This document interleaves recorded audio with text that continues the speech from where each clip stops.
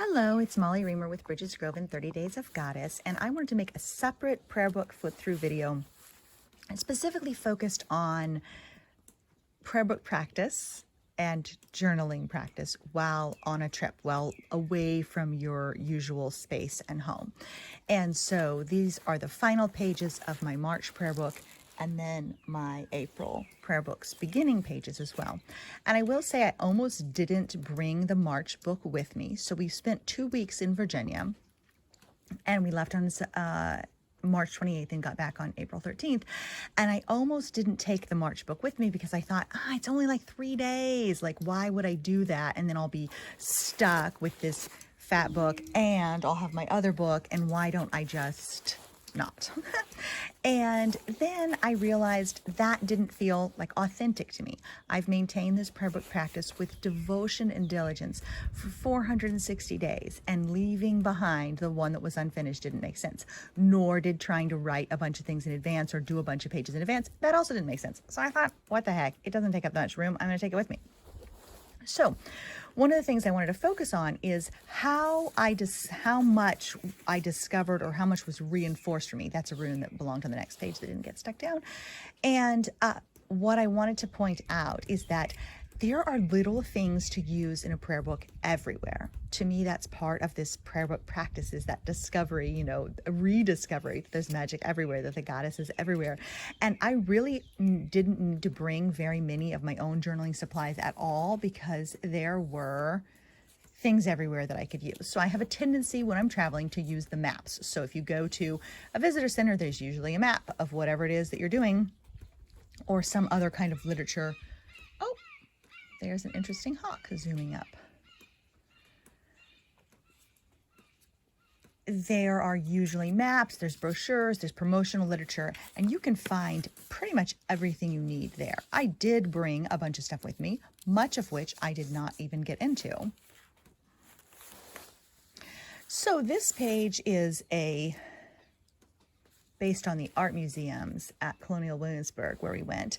And I was specifically interested in the Black history and the art of the enslaved Black people who formed a backbone of the colonial experience as well. So these pieces all came from a brochure on Black history, and then I saw these actual pieces in real life in the museum as well. So I picked those out because that material was really impactful to me, and I also appreciated how many of the stories and voices of those enslaved people were shared in the museum instead of being ignored or brushed over. And so things like these little pots, a lot of times the colonial people that owned slaves, they would have, people work for them or force people to work for them. And then, so like potters and things,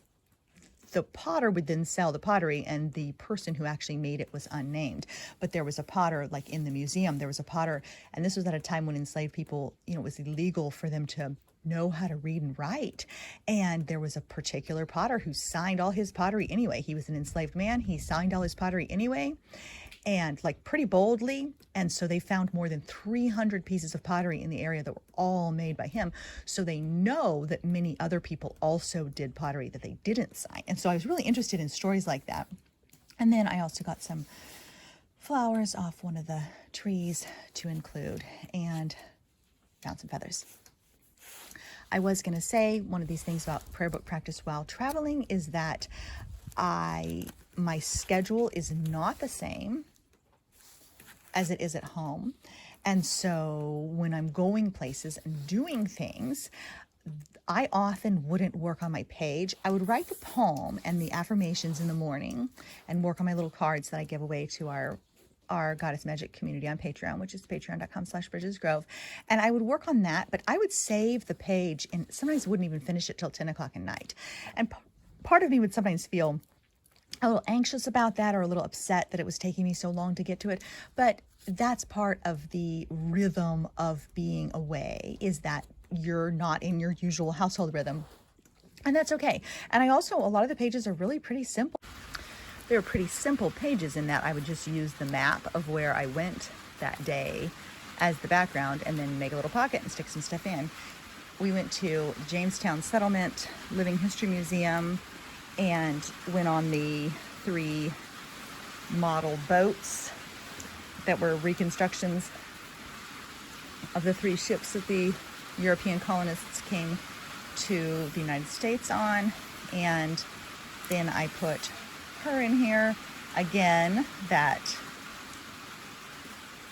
goddess from Poeta Goddess, Kimberly Rodriguez, is kind of a reminder of the indigenous history of the land and this place. It was these were kind of energetically overwhelming places to go, because it was so much, that weight of colonization was so heavy. It's so heavy in the land and the exhibits and the memories and the people, and so many people lost and destroyed.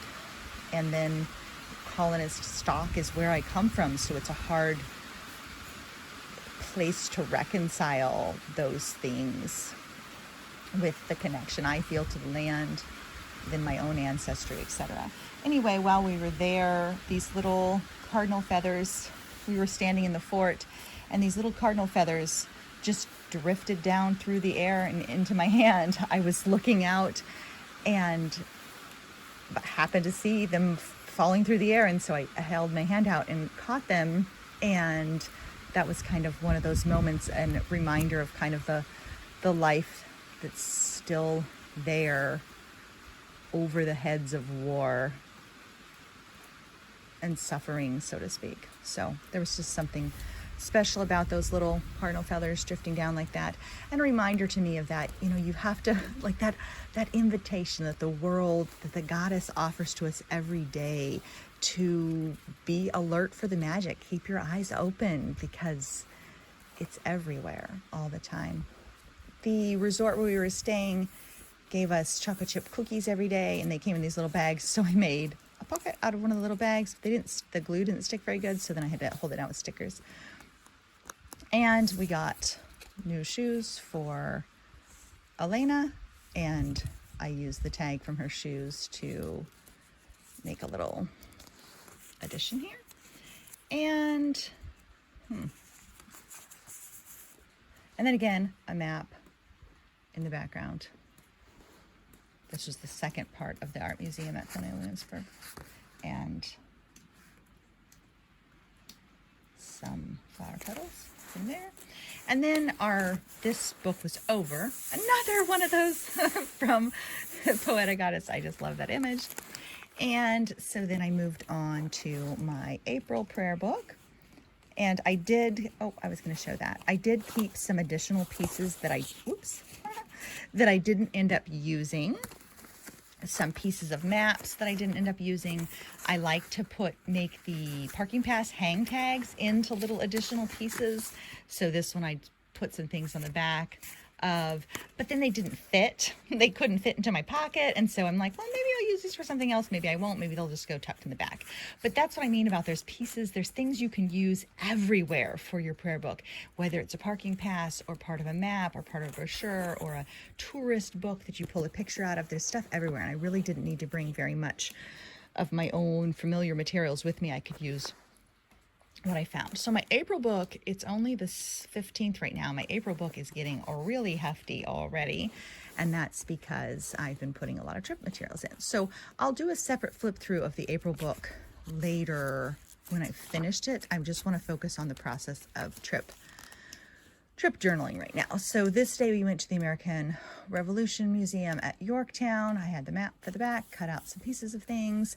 This was one of those ones I did late at night and just, got done what I could do. They had an embossing station with a seal in the museum, and so I embossed the map and then made sure to cut out the part that had the embossing piece on it. And this is also based on like Yorktown settlement stuff. And this from the visitor center brochures. Tanner made a little note and rolled it up, so I put it in there. Back to the governor's palace at Williamsburg for a tour. And then we moved on to a place near the Shenandoah Valley. And in that little opening center of the resort, or the lobby of the resort, they have all these little teeny tiny menus, like these little from different places within about 40 miles or so. And I just thought they were so cute, little tiny menus, that I snagged them and put them in my book. And then I didn't even glue anything into them. I just used them for fun. Little additions.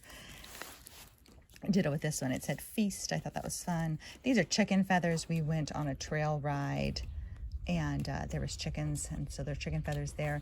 My daughter drew that little picture and I cut it out. She had thrown it away, but I found it and cut it out. And I picked up those chicken feathers, and my kids were all like, Mom, ew, what are you getting those old chicken feathers for? And I'm like, I'm putting them in my book. That's what I'm doing. And then we drove to DC and went to, it's still cherry blossom season there, and I got some cherry blossom petals, and a little tiny piece of a cherry blossom from one of the trees by the Washington Monument. And then I picked up this duck feather by the Lincoln Memorial. And this one, we were exhausted. I actually felt like I was possibly slightly ill when I got back from being here, from the kind of the overload. This is where we parked at the Ronald Reagan building. And so I made they gave you a little reminder card to know where you parked, and so I made that into a little tag. But basically, I did not have the energy to do anything else other than this. We walked 17 miles that day. We went to the Museum of Natural History, the Smithsonian Museum of Natural History. We went to the Smithsonian Museum of American History. We went to the Washington Monument. We looked at the White House, as we were passing by. We looked at the Capitol as we were passing by. We walked to the Lincoln Memorial, past the World War II Memorial, and past the Vietnam Memorial, all in the same day, and it was pretty intense. And so basically I stuck my museum guide down to the page and was like, that's what I got today. And then inside I glued down so this is the visitor guide to the American History Museum, and then this one was the one for the Natural History Museum, and I glued it in such a way that it can still be opened up, which is pretty fun. And so but that was it. I was like, I thought about cutting this apart more. I thought about doing something more arty with it, and I just did not have it in me. And so it was what it was. And then the next day was actually the day we did the trail ride. And, oops, I've got a buddy here. And I found some goose feathers, another little menu. Uh-oh, my little buddy is making this complicated. Then we drove back to DC and went to the National Zoo, where it was raining that day, and it was absolutely amazing. We had the greatest time at the zoo in the rain. There was almost nobody there. We got a long time to look at the pandas, which is what Elena, who loves pandas, had really wanted to do. And again, then I just stuck the brochure down and was like, I'm calling it a day. It's great. Then we went to Shenandoah National Park. There's a part of the Appalachian Trail that runs through there, and then they have stamps for your passport for people who visit national parks and get the passport. I don't know why I've never done that. I've been to lots of national parks. I don't have the passport. It's kind of too late almost to go backwards to do it. So I stamped the stamp in my book instead. And then this was from their brochure. A walk in foggy woods is magical. Yes, it is. And then, ta-da! I actually stamped these first. The page was blank, and then when I went to glue the map down, I cut a door so you could still see the stamp for it. And like I said, I was keeping my pages pretty simple this time. But the key card holders for your hotel room keys, teeny tiny shells from Virginia Beach. This is the map from the place we were leaving and the key card holder. And so I put a tarot card in there and a note and feathers. And then we got to Virginia Beach, had some ice cream. I kept a little stick. We saw this cool Neptune statue, and so I found a visitor guide that had him on it and cut him off. Made another circle of shells. That's why my book is getting so fat. It's because I have stuff like shells in it this time around and ice cream sticks. But this was a fun page to do. When I had time, I would do the page in the morning or in the afternoon. But a lot of times I ended up doing them at night. I even found moon snail eyes that I went ahead and stuck in. Another reason why my page is so fat, because that's practically a full shell. And then this was from a walk that we went on, and I found some maple seeds.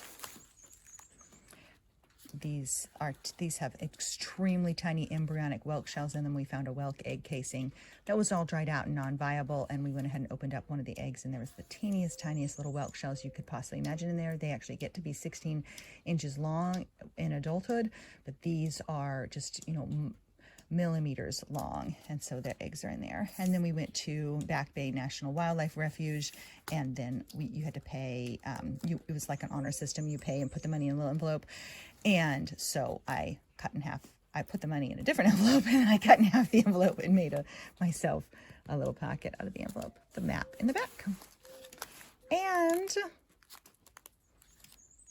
then this is the page I did after flying home. Again, with the key card holder, this one with a little tag inside that I'd made.